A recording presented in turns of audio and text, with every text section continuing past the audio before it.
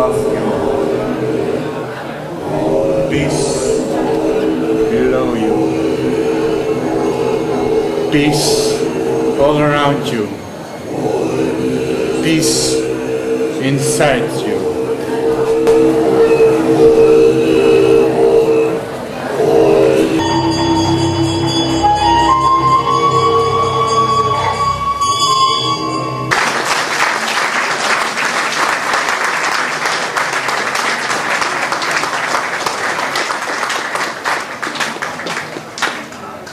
Dames en heren, de tentoonstelling is geopend. De drankjes staan klaar. Weet je wat ze hebben? Ja. Van al die jaren? Ze worden alleen maar jonger.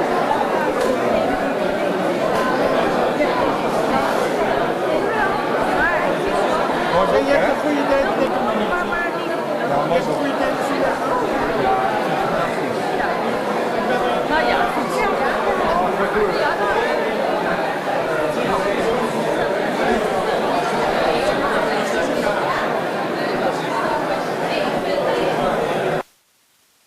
That both of you are inspired by Tibet and by the diversity of culture there. Can you tell me something about your background with Tibet? Yeah. Well, when I was very young, I had an interview and they asked, what do you think about politics? And I told them, well, I hate it. It's so badly. Because in politics you have fighting. But if you are an artist, you can have that you go and stand above politics, above fighting. And of course, then you look around and the political thinking of the Dalai Lama is peace.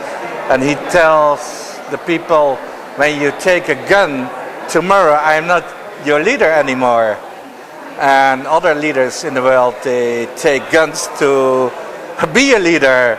So that's for Chris and me is really peaceful, powerful, because he is not by talking it, but by acting.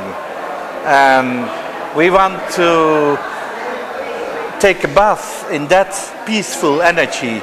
And we have possibilities because people are listening and looking to our work to give this energy, peaceful energy around the world, so that people feel it and they say, hey, hello, we go and act like that. I've noticed that you have a diversity of inspirations from different parts of the world, in Africa, China, Tibet. Yeah. Is this part of Chris's sound is like a world sound? Is your art like a world art? I think yes, because even without traveling in Africa, when I paint, I don't know what I'm going to paint, and so signs are coming up. Sometimes I hear a voice. They give me the title, and one time it was the title Mental Warrior. To fight in your life to become a better human being. That's really, you have to fight for that. And then one lady showed me pictures of African signs and said, well, it looks like you have been there. I said, oh no, don't show it to me, because they do it better than I can. But I saw a sign very close to my sign from the mental warrior, and I asked her, what does it mean? And she told me, it means the one who is not afraid from anybody, but just afraid for God. So in African language it was more beautiful, but it was exactly the same. So we feel that if you're an artist, you can travel in mind without time and space limited, and you find the same signs. So I feel even that I work together in a spiritual way with an artist like that, but he found it maybe 1,000 years past, and I feel it now. But we're working together, feeling the same thing. Now I noticed as you come in the door, there's a room that has a feeling like a temple. Oh yeah. With a horse and... could you tell me a little about that room? Yeah, because the room I made with a lot of gold, you see? And I think every human being is looking for happiness. We are gold delvers. But if you look to the outside of gold, maybe you find unhappiness. But if you look to the soul of gold, who is really the sunshine, then it gives you a process of positive energy. And there are a lot of paintings there, big, so you can take a bath into that energy. And it is even not necessary to look at it.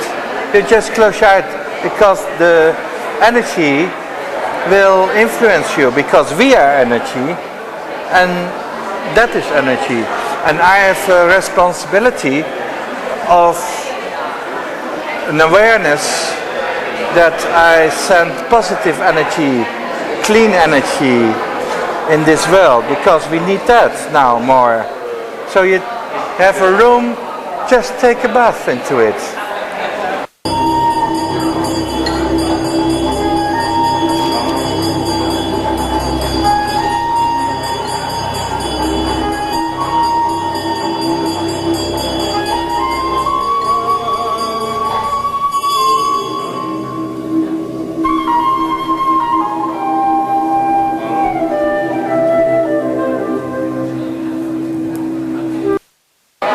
The inspiration is that we both are inspired by Tibet. It's actually an homage to Tibet. And before I knew Walter, I've been in Tibet a couple of times. The music I make, a part of it, not all, but a part of it is inspired by Tibet. I have recorded a lot of monks, the chanting of the monks in Tibet, in Dharamsala, the Kyoto monks. I was on tour 2 years ago.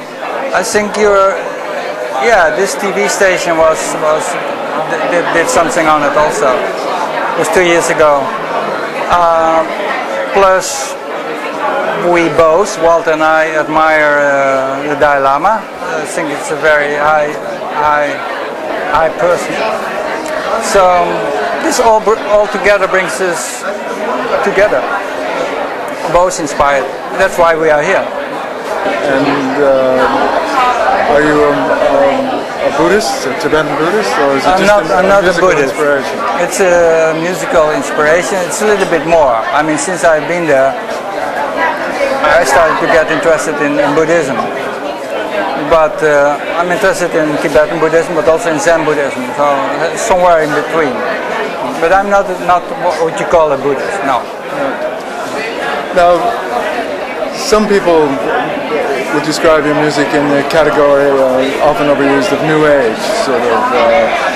Do you see the music? How do you see your music? I don't care. I'm a musician, and if people want to call it New Age, world music, ambient music, whatever. I come from the jazz. I have a classical background. I've recorded with many different people. From Peter Tosh till the London Philharmonic till the monks of Tibet. So I'm a musician, and I think as far as people can find what I'm doing in the shop, and there were many years they couldn't find. Now, at least in one of these categories you can find me. That's fine. For I'm a musician, I have to live from it. Now, you've made a number of CDs. Yeah, in fact, I have a couple of them. I love them. What are your plans for the future?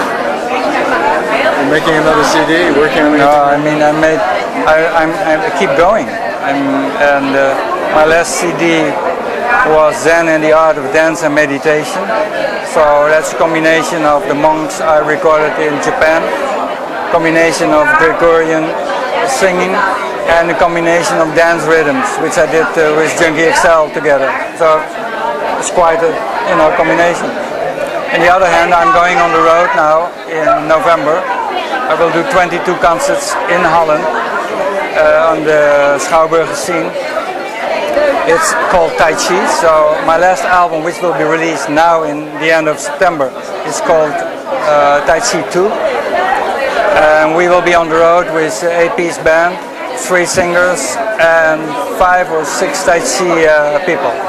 So it's quite a big show. Oh, it sounds like it. Just come. So where will you be playing? Yeah, all over the country. So in Amsterdam, I know that we are in the Meervaart, but that's all what I know. The rest, it's on the list. Jean Gerbeck recorded with the Hilliard Ensemble. He plays the saxophone. And he seems, in my eyes, someone that collaborates like you do and finds new forms of music. He comes from the jazz too, huh? Actually. You think that it's a derivative of the jazz idiom that allows you that freedom? Or? I think so, yes. I mean, jazz is a very good school to learn to improvise. So for me, everything is jazz. Of course, for people who are very pure, and that is only jazz, or that is only jazz, that is only jazz. But for me, all what I'm doing is jazz. It's not really important. It's important for me that I come from the jazz, yes. Well, thank you very much for talking to me. You're very welcome. Enjoyed your music today. And come to Tai Chi in November. I will. Okay. Thank you.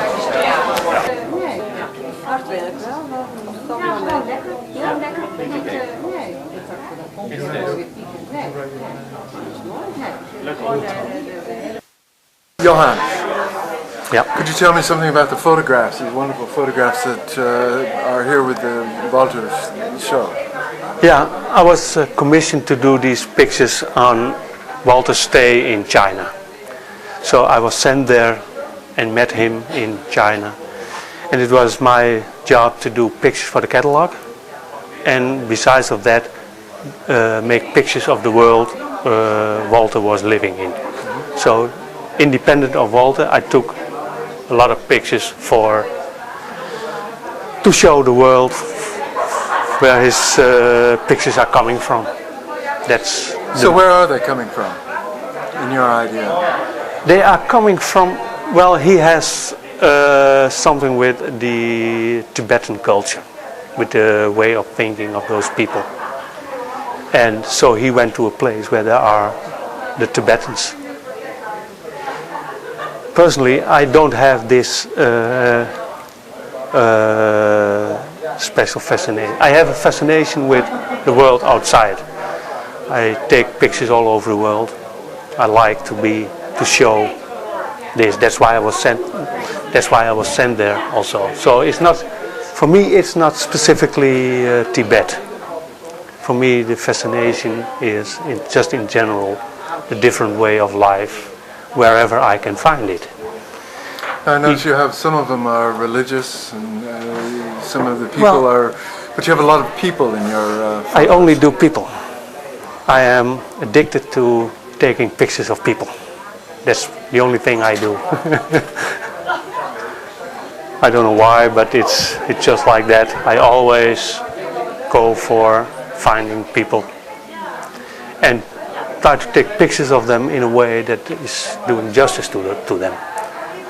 You see a lot of pictures where you see people with distance in their faces, or with some apprehension, you call it, I think, yeah.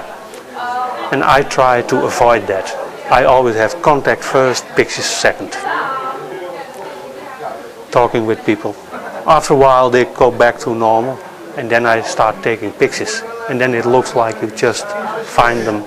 But I always first have the contact with the people. I never take them sneakily. Right. I always I'm open.